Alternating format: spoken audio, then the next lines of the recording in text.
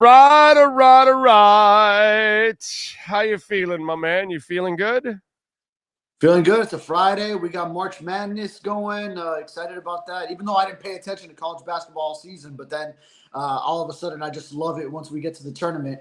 And actually going to be going to Orlando this weekend. So a little bit after I get off with you, I'll just drive up. Okay, that's good. I don't watch much. If it's not the University of Miami or FAU or Nova Southeastern, I'm usually not really watching much college. I watch our local teams because, hey, I care about my local teams, and I know FAU at least got to the NIT. But it just, yeah, man, college basketball. See, you're young. You actually missed the good shit. Like you missed like when guys were around for 3 to 4 years in college basketball, and we had rivalries and stuff. We had real stars in the NBA. That was, I mean, the in college basketball. That was fun when Michael Jordan would play 3 or 4 years, or Patrick Ewing, or whatever it was. You know what I mean? That when you were able to get those real stars, unlike now that the top kids are either going to Europe and then coming back, or they go one and done. They go for 1 year, and really they're there for their freshman year, which was back in college basketball when it was loaded. That freshman would sit, dude.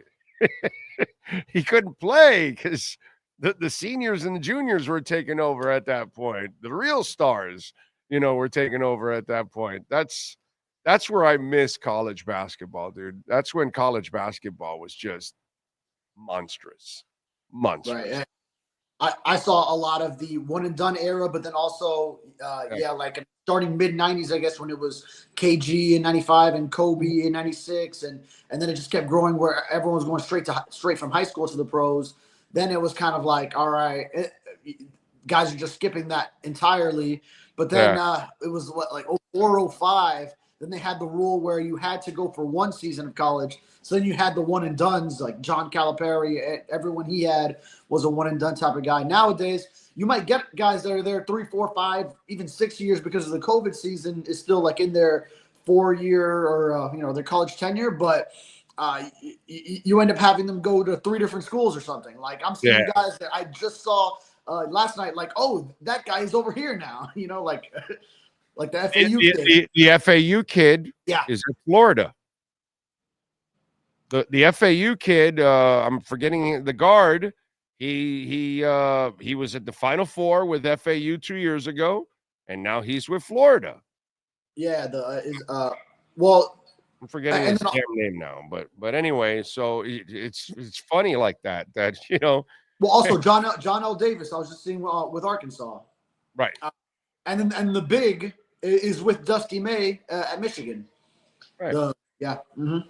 Yeah, it's just it's wacky. It's just it's not the same, dude. It sucks that college basketball has gotten to that. So yeah, I'm with you. I barely watch it unless it's our local teams, and I don't know much about it. So even betting, it's like I don't really know what the hell I'm doing. So it's just one of those where I'm not that excited. The Bonito Jones return. You know where I tripped out on the Bonito Jones? Did you watch the video that the Dolphins posted yesterday on Bonito? What the Dolphins posted on Bonito. Yeah. What was that? Refresh my memory. They posted a video yesterday, and they put like just moments of Bonito being a good teammate. You know what I mean? Like okay.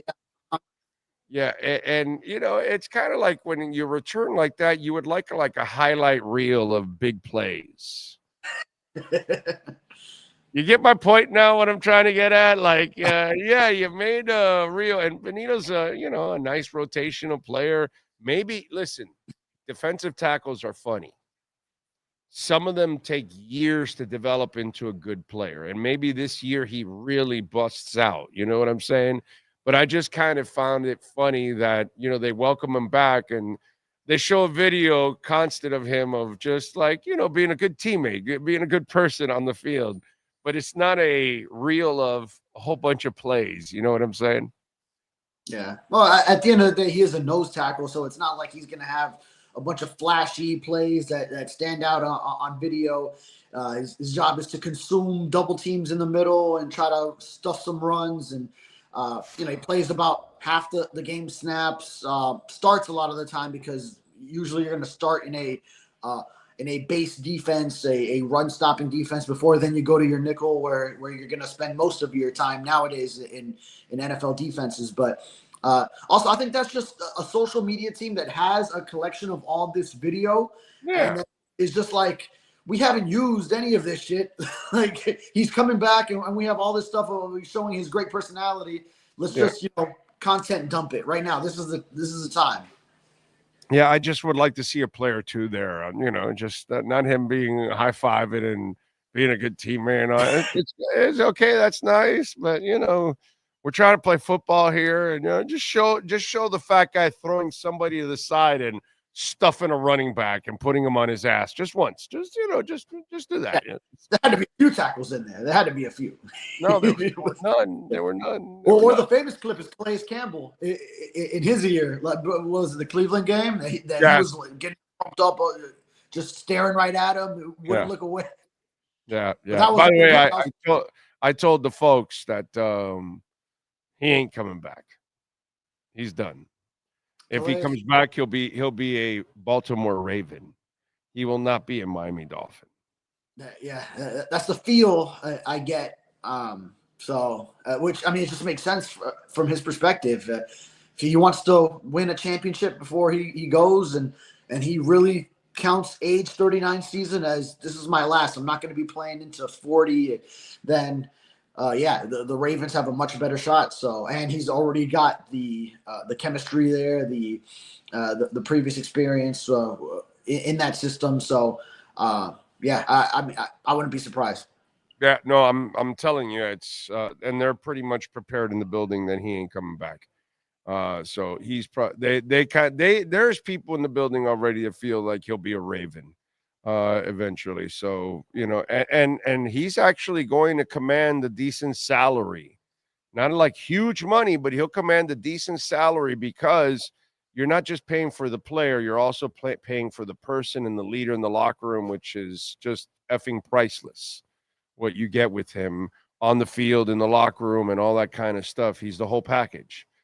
So I think I think he'll be a Baltimore Raven when it's all said and done. Oh my God, he is like the way Udonis Haslem was at the end of his Heat career with that part, but he actually plays and brings you value to your defense. So it's like both of those things combined. It's like he is a Udonis Haslem for the locker room that the Heat for so many years were willing to just have on the roster because he's an extra coach and presence for the rest of the team. But on top of that, he's actually playing at a very high level at this stage in his career, which is just remarkable. He's really just like a human. You marvel at him that he's doing in a game like football at that age.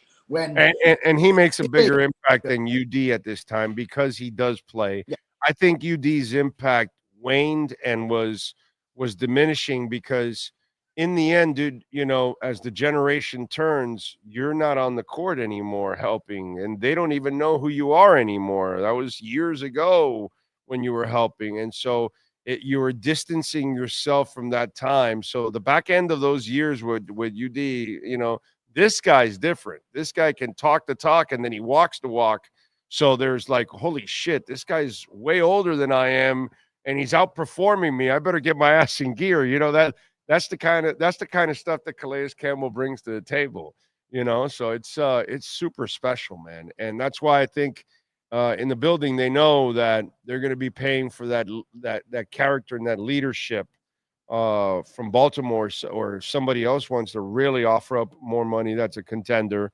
Then I can see him going somewhere else. But I think he's going to be a Baltimore Raven when it's all said and done. Yeah, and to your point, I could see that in maybe what Deshaun Hand was able to do last year, where he really elevated his play from as good as he was since he came into the league as a mid-round draft pick. So he had some down seasons. Maybe it was like to the point of being a fringe roster player, and then last year he elevated his play to the point of being like a fringe starter and key contributor, rotating in on the defensive line. And I think it's no coincidence that he was actually pretty close to Calais Campbell in the locker room. They weren't that far apart. And then when Calais would maybe come back to his locker out of the shower, whatever the case may be, then they were always interacting as he was on his route, maybe just like 3-4 lockers away. So I think there's no coincidence that there's a lasting impact that being in the same positional group in the same room, close to him in the locker room, has on a player like Deshaun Hand, who then was able to cash in a little bit with a contract of his own with the Chargers. But definitely Calais Campbell, he deserves all of that. Whatever he has coming to him in terms of a contract, if it's with the Baltimore Ravens, then he deserves that chance to get paid more than he made last year, because the Dolphins got him for a steal for everything he provides. And then also he deserves that shot to really contend for a Super Bowl with a true contender like the Ravens. Yeah. What was the funniest reaction you got from one of your readers on Liam Eichenberg re-signing with the team? Just wondering. Oh my God. I can't even think of that. It was because it's just the quantity of them, just the outpouring of a bunch of people chiming in. But hey, does listen, does he realize how disliked he is by the Dolphin community? Because there are few players in the history of the Dolphin Nation that I remember being hated as much as Liam Eichenberg. I mean, he is right up there with Jerry Wilson. He's right up there with Paul Langford. He's right up there with Noah Igbenogany. I mean, there is like serious hate for this guy, like Jesse Davis. It gets to a point with certain guys that like fans like really want to ride him. And does he realize like how much he is not trusted by Dolphins? I feel like he must actually be disconnected from that side of things, but still, there must be people that he knows that are on top of what's being said about him on social media and get back to him. Like that's the same way it was for Tua, where even when he would always say, I really don't pay attention to any of that stuff. But I mean, he's got people telling him what's going on, and his friends and family and people who have been with him, they got to be seeing this. So it's really interesting to me because you see his announcement from the Dolphins of we're bringing back Liam Eichenberg, and it's just all negativity from fans up and down the comments. So it's like it's impossible not to see it. And some of us beat writers, we were actually even surprised, like, oh my God, they did the whole thing with the announcement the same way they do all the other free agents. Like any incoming free agent from the outside, there is a bunch of excitement about here's our new guy. Like look at who we're getting in him. They like highlight all the positives in his play, but this is someone who the Dolphins fans have seen through their own eyes and have not been appreciative of this play. But for all the negativity there is amongst the fan base, I will say in the building, it's like a different sort of basis for analyzing his play. Like coaches do not view it the same way. Teammates, like all of them on the offensive line, like you talk to other linemen, like Rob Jones, who's now gone. And I remember he was like, I would talk to him about Liam, and he would just love everything about him, the way he chirps on the field and gets into an opposing defender's head and things like that. And I think they really value how versatile he is, having played all 5 positions on the offensive line. Granted, not playing them all very well most of the time, but I think, he started last year. I think you already got one starting guard in James Daniels, although, Rob Jones is gone, so there's still another spot. We still don't know what's happening with Isaiah Wynn, although he was sort of passing Eichenberg late last year. And still, you have this draft where you got to imagine. They got to draft somebody, bro. In that first round, one of those linemen, they got to be there. And you even have the draft capital later in the draft to move up if you really like one particular guy and you want to move up. So you got to figure another starter is found there with one of those top draft picks the Dolphins had. Probably in the first, I would hope the first, but if there's someone they can't pass up or they feel they can't pass up in the first, maybe that second round pick. But you got to find another starting lineman that can contribute right away at guard, and then maybe move to tackle later in those early rounds. What are you liking at 13 then? Yeah, I mean, any of those linemen, if it's Will Campbell, who can maybe now you're in position where he drops a little bit because Armand Membu had a better combine. I like him. I like yeah. him. If That's Membu is that's the there, guy I would want at 13. Membu. yeah, It would be but my now, first pick. yeah, but now I don't think he's going to last there because his combine was just so sensational. So he boosted his stock there. So there's those two. Kelvin Banks from Texas would be phenomenal. So which he doesn't have the guard playing experience, but he feels comfortable. He could do it. I remember talking to him at the combine, and he was saying as much. And not only that, Texas's offense was so similar to what the Dolphins ran under Mike McDaniel that it should be a seamless transition for him into the NFL, given those similarities. So any of those linemen, I would love. I know there's also some momentum for one of the safeties if it's Malachi Starks. But I don't know if 13 feels like it might be a little too high for him. And I don't know if the Dolphins would look at a safety as a position. God, I hope not. Yeah. God, I hope not. For a team that needs help in the trenches, both sides of the line, I would not do that at all, man. And I really like the guards. Some of them are tackle guard combination guys that are there at 13. So, you mentioned 3 of them right there. And I think if you can land one of those, I think you'd be pretty fortunate. Yeah, it's going to be hard to pass up any of those guys. But we also know Greer is going to take his best player available. So if that's, say, like Michigan cornerback Will Campbell, then it might very well be him. So, yeah, it could go. I'm sorry, I just said Will Campbell, the lineman. I know you mean. The Michigan cornerback in the draft. Yeah. No, I get you. Will Johnson. Yeah, Sorry. Yeah. No, I get what you're saying. Yeah. It's all good. Martinez would be a kid I would love for the Dolphins to get somewhere in the 3rd or 4th rounds. To get a power running back. I think it's important, man, that they add themselves a power running back to this group. I don't know if they will. Just like, hey, look, I like the Ikeen kid that they got, the big receiver. I don't know if they'll use him. That's a whole different ball game. I love the pickup by the front office, but I don't know if the head coach is actually going to figure out to use him. And I don't know if he would use the big back, but I would like a big back to be a part of this mix. Yeah, big back. They did go with Alexander Madison there, so he's got. I know a lot of his metrics don't really stand out, and he struggled a lot as far as producing yards per carry. But one area where he is strong at is just punching in that 3rd and 1 or 4th and 1, where in his career he's converted 16 of 19 on those specific instances. So I wonder if he is just here for that play alone, because see, you get a Martinez. He can run the goddamn ball. You know what I'm saying? Yeah. Like, you could just leave him in for a series or 2 where you're just pounding the hell out of people. And that's where I think, again, you got to have, I hope that I hope Mike McDaniel figures out that if he doesn't become a physical team up front, they've got no chance to save their asses. They'll be fired at the end of the year. Yeah.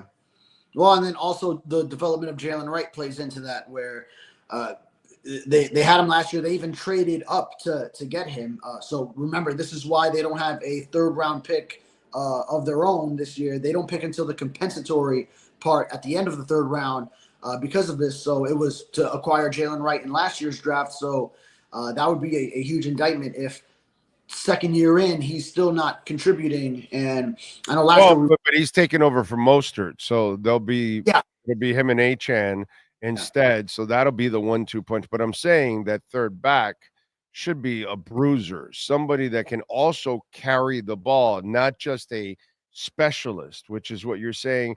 Even though Madison wasn't a specialist with the Vikings. Okay, forget the Raiders. If you remember Alexander Madison with the Vikings, he was actually an all-around back for them, if I remember correctly. When Dalvin Cook, whenever he would get hurt, then it was Madison. And he was a huge fantasy football name. If Dalvin Cook got hurt, then Alexander Madison was getting all those stats.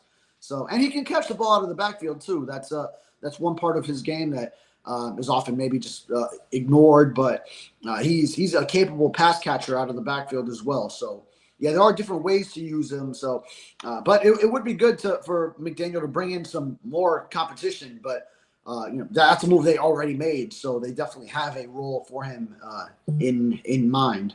Yeah. I hope he looks more like the Madison I saw with the Vikings, not necessarily with the Raiders. That's what I would like to see. And maybe it's a product of being in the Raiders where it wasn't a good offense. When you don't have a good quarterback, it allows the defense to focus on everything else because you're not afraid of Aiden O'Connell.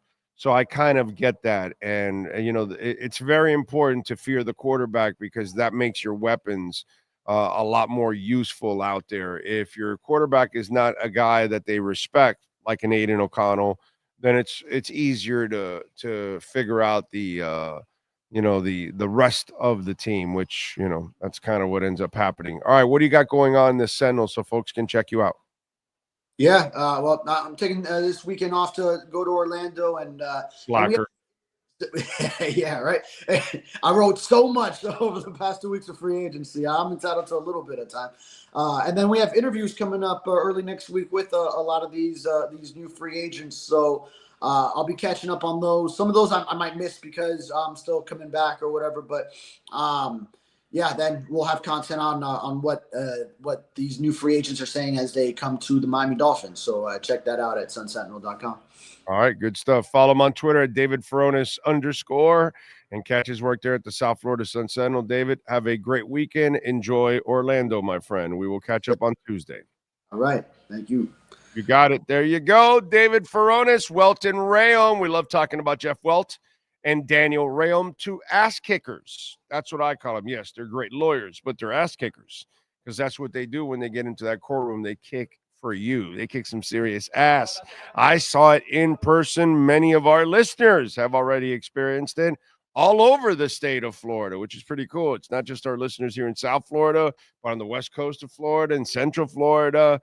You can call them, Jeff Welt, Daniel Rheaume. The consultation's completely free. So if something happened to you, you don't know if you have a case, call them. Consultation free, 954-966-4646. Bankruptcy, homeowner property damage, personal injury, condo damage, commercial litigation, business owner claims, criminal defense, all of that. WRFLAlaw.com. Call my guys, Jeff Welt and Daniel Rheaume. Welt and Rheaume.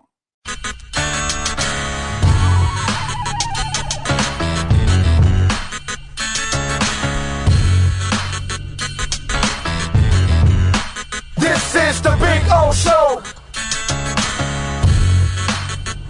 This is the Big O Show.